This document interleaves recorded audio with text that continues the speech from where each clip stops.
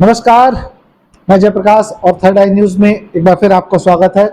आज हम बात कर रहे हैं बीते 22 अप्रैल को जम्मू कश्मीर के पहलगांव में आतंकियों ने बड़ी ही बेरहमी से 26 से अधिक भारतीयों की निर्मम हत्या की, जिसको लेकर पूरे देश में आक्रोश देखने को मिल रहा। वहीं इसके बाद भारत और पाकिस्तान के बीच तनाव भी बढ़ता जा रहा है। भारत सरकार ने अपने नागरिकों की हत्या के बदला लेने के लिए या कहें प्रतिक्रिया स्वरूप पाकिस्तान पर कई प्रतिबंध लगाए, जिसमें सिंधु जल समझौते के साथ साथ ही जो भी पाकिस्तान के नागरिक भारत में थे उनका वीजा कैंसिल करके 48 घंटे में देश वापसी का निर्देश दिया। उसके जवाब में पाकिस्तान ने भी वही प्रतिक्रिया अपनाई।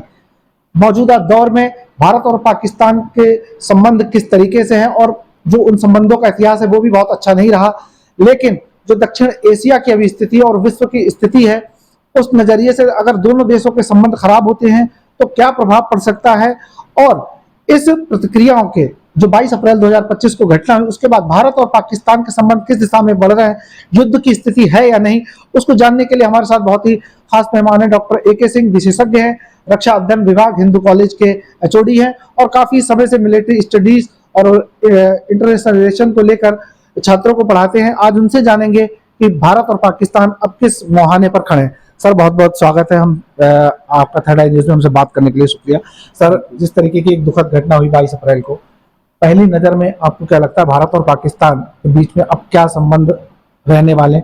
हमेशा सही कटता रहा दोनों के बीच, लेकिन संबंध फिर भी बने रहे अंतर्राष्ट्रीय संधियों के मुताबिक, लेकिन इस बार आप क्या लग रहा है आपको? देखिए, जो 22 तारीख को जो घटना हुई है ये बहुत ही दुखद घटना है और ये पहली बार ऐसा नहीं हुआ है। इससे पहले भी पाक समर्थित जो आतंकवादी हैं, आतंकवाद है, उससे भारत के नागरिकों पर उन्होंने जो उनकी हत्याएं हुई, उनके ऊपर तमाम गतिविधियां हुई हैं, उससे भारत को लगातार आतंकवाद के विरुद्ध अपनी एक कार्रवाई चलानी पड़ी है। पूरे विश्व को ये बात पता है। ये घटना जो हुई है बहुत ही दुखद है और ऊपर से बड़ा ही दुखद ये है कि इसमें ये टारगेटेड किलिंग की तरह है कि लोगों से नाम पूछना, उनका धर्म जानना और फिर उसके बाद उनको मारना। ये ऐसी घटना पहले नहीं हुई थी। ये पहली बार ऐसा लग रहा है कि पर्यटक जो कि वहाँ पर गए हुए हैं और वो कोई हथियारबंद सिपाही नहीं थे, वो देश के नागरिक थे जो कि एक हल्के फुल्के मूड में वहाँ गए और उनके साथ ये घटना घटी है, जिसका कि पूरे देश में इस पर प्रतिक्रिया आ रही है। अब बात आती है कि इस पर भारत ने जो कूटनीतिक कदम उठाए हैं उसको लेकर के चर्चा करते हैं। दरअसल भारत एक जिम्मेदार देश है। भारत अंतर्राष्ट्रीय संबंधों और संयुक्त राष्ट्र के द्वारा जो भी प्रावधानिक चीजें हैं सबका पूर्णतः पालन करता है। सेनाएं हमारी बॉर्डर पर हैं, लेकिन वो कभी भी बॉर्डर का उल्लंघन नहीं करती हैं।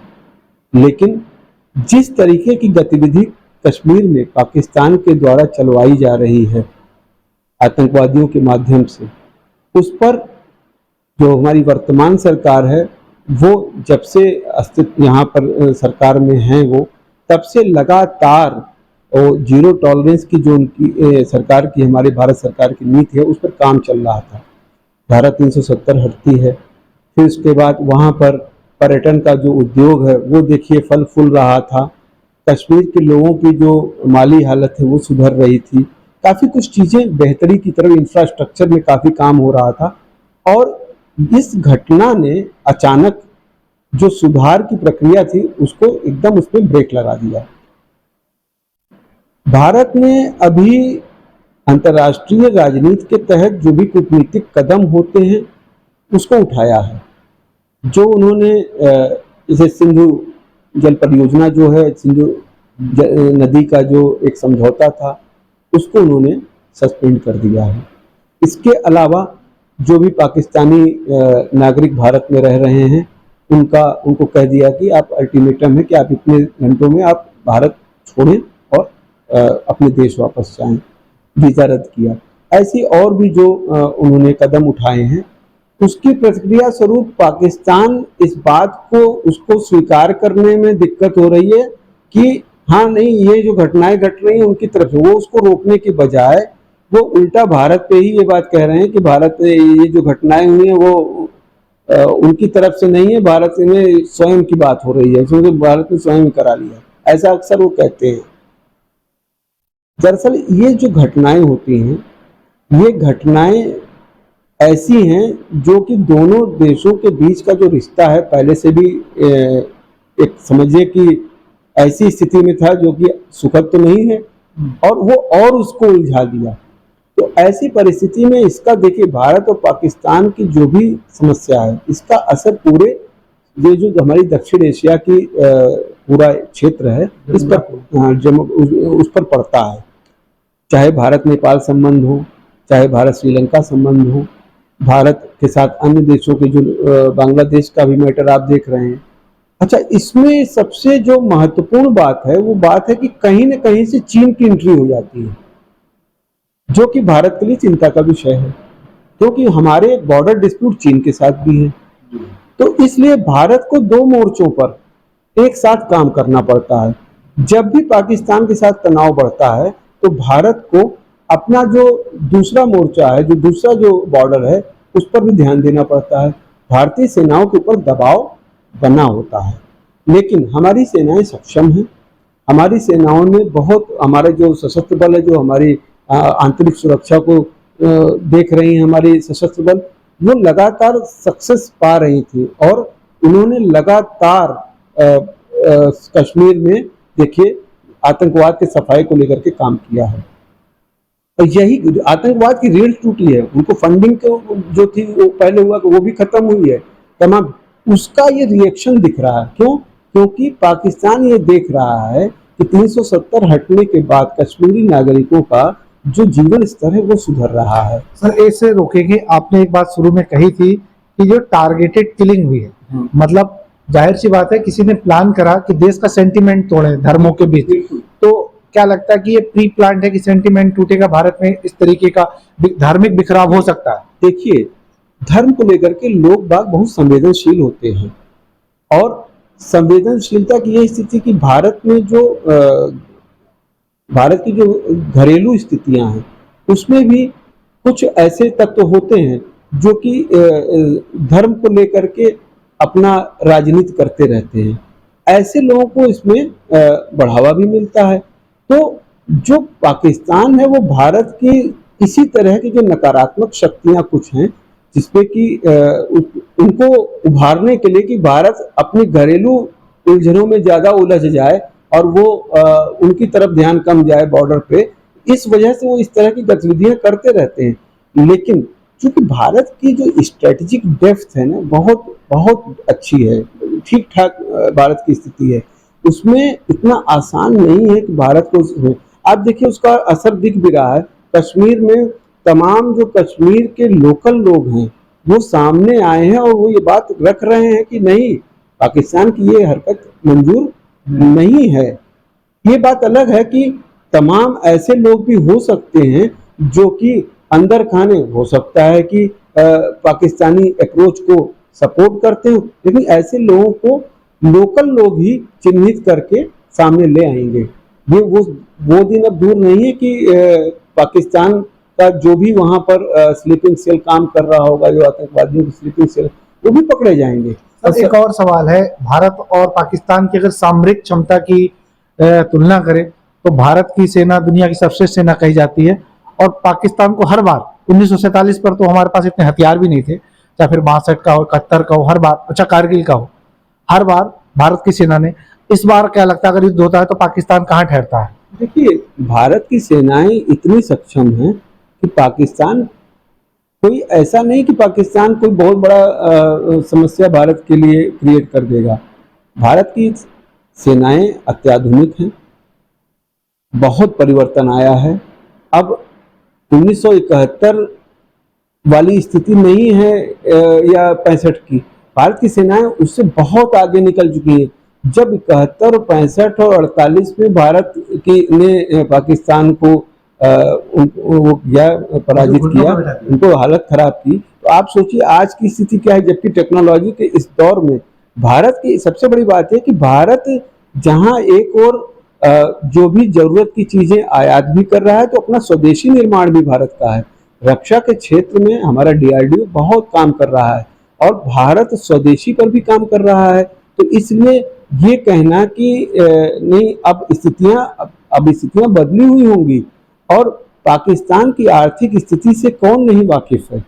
पाकिस्तान की कोविड काल के बाद से वहां पर देखिए सबसे बड़ी क्या बात होती है कि सरकार स्थायी सरकार नहीं है, सेना उनको गवर्न कर रही है। सेना प्रमुख जो है प्रोवोक कर रहे हैं। सेना प्रमुख का भी आपने बयान देखा होगा, जिस तरीके से वो किसी धर्म विशेष का नाम लेकर के, क्या सेना प्रमुख को ये शोभा देता है कि वो कहें कि नहीं हम बहुत विशेष हैं, हम अमुक धर्म जैसे नहीं हैं। तो आप सोचिए कि किस तरह की बात हो रही है। तो पॉलिटिकली बहुत ही समझिए कि पैरालिसिस की स्थिति है पाकिस्तान में, पॉलिटिकली पैरालाइज है वो। प्रॉब्लम सिर्फ ये है उनके साथ कि वो ये नहीं समझ रहे हैं कि वो कितने दिन तक युद्ध को झेल पाएंगे। ठीक है, भारत की स्थिति बिल्कुल अलग। भारत में एक स्थायी सरकार है, सरकार निर्णय लेने की स्थिति में है, और ऐसा उन्होंने किया भी है। पिछली घटनाओं में, चाहे आप उरी की घटना रही हो, उससे पहले जो पुलवामा का उरी और पुलवामा देखिए, भारत ने उसका जैसा रिएक्शन दिया पाकिस्तान को अंदाजा भी नहीं रहा होगा। उससे बड़ा रिएक्शन हो सकता है, कोई बड़ी बात नहीं है। बस सरकार चूंकि संवेदनशील है और सरकार जिम्मेदार है, तो जिम्मेदारी के साथ कोई कदम उठाती है। तो भारत सरकार जो भी अंतर्राष्ट्रीय कानून है उनका पालन करते हुए अपने देश के हित में जो भी कदम उठाने होंगे वो उठाएगी। सेना उसी तरीके से काम करेगी जैसा सरकार चाहती है। बस ये इतना है कि चूंकि भारत के लोगों का सेंटिमेंट इस समय बहुत हाई है, मतलब ऐसी स्थिति में, क्योंकि ऐसी घटना घटी है, तो सरकार फूंक फूंक करके कदम उठा रही है। हाँ, अगर पाकिस्तान ये सोच रहा हो कि नहीं भारत कुछ करेगा नहीं या फिर ऐसा, तो सबसे पहले तो उनको डिप्लोमेटिक जो उनके ऊपर अटैक होना तो वो हो चुका है। अब बात आती है, इसके लिए स्ट्रेटजी तैयार की जाती है। इतना कोई जल्दीबाजी में कोई कदम नहीं उठाना चाहिए, और सरकारें उठाती भी नहीं है। देखिए, युद्ध जो होता है किसी भी सरकार का, किसी भी सत्ता का अंतिम अस्त्र है। अगर बिना युद्ध लड़े ही वो घुटनों पे आ जाएं, तो आपको पता है एक कहावत भी है कि जो युद्ध होते हैं वो तो स्टडी टेबल पे ही जीते जाते हैं। ठीक है, तो बहुत सी चीजें हैं। अभी जैसे पाकिस्तान, आप 71 की बात करें, शिमला समझौते का आपको ध्यान हो, तो शिमला समझौते के तहत वो अपने सैनिक और ये सब छुड़ा के ले गए। उसके बाद उसको वहां पे उन्होंने माना नहीं, लेकिन शिमला समझौते पर भी रिव्यू चल रहा है। ऐसा नहीं है कि जो भारत अक्सर ये कहा है, हम जो भी अपना द्विपक्षीय मामला है दोनों पक्ष बैठ के वो करेंगे, तीसरा कोई बीच में नहीं आएगा। लेकिन तीसरा अपने आप आ जाता है जब ऐसी कंडीशन आती है, क्षेत्र में अगर तनाव बढ़ता है। अब देखिए ना, सऊदी अरब और ईरान दोनों सामने आ रहे हैं कि भाई कहीं इस क्षेत्र में ज्यादा तनाव ना हो जाए, तो उसको लेकर के वो लोग भी चिंतित हैं और देख रहे हैं। क्योंकि प्रधानमंत्री जी उस समय सऊदी अरब के दौरे पर थे जब ये घटना घटी। उन्होंने बीच में वो दौरा, सरकारी दौरा था, उसको छोड़ करके आते हैं। यानी संवेदनशीलता देखिए आप सरकार की, कितना संवेदनशील है सरकार इस समय कि वो देख रही। तो जिस जगह पे सरकारी दौरा था प्रधानमंत्री का, वहां से वो बीच में छोड़ के आते, तो वह देश भी सोच रहा है कि बड़ी घटना घटी है और देश के नागरिकों की बात है, तो देश सोचेगा। तो देश हित में, राष्ट्र के हित में जो कुछ भी बेहतर होगा सरकारें करेंगी, हमारी सरकार करेगी। और दूसरी बात है कि सेनाएं हमारी सक्षम है और स्ट्रेटेजिकली बहुत स्ट्रांग पोजीशन पे है, कोई दिक्कत नहीं है। और पाकिस्तान अगर ये सोच रहा हो कि नहीं हम मिलिटरली भारत को नुकसान पहुंचा लेंगे, तो ये तो उनके सपने की बात है। अब बिल्कुल जिस प्रकार से जो डॉक्टर ए.के. सिंह ने बताया कि जिस प्रकार जो इस समय सिचुएशन चल रही है, भारत बहुत मजबूत कंडीशन में, कूटनीतिक दृष्टि से भी, राजनीतिक दृष्टि से भी और सामरिक दृष्टि से भी भारतीय सेना बहुत एडवांस है, बहुत आगे है। और पाकिस्तान किसी मुखालफत में ना रहे कि भारत कुछ नहीं कर रहा। जब जो भी कुछ होगा वो निर्णय सरकार को लेना है, पूरा देश उनके साथ है, और निश्चित रूप से भारतीयों के लिए कोई ना कोई सरकार जरूर ऐसा कदम उठाएगी। और पाकिस्तान का जो भी सपना है वो कभी भी आज तक इतिहास में भी सच नहीं हो पाया और भविष्य में भी सच नहीं हो पाएगा। फिलहाल इस चर्चा में इतना ही। हमारे चैनल को लाइक कीजिए, सब्सक्राइब कीजिए। धन्यवाद।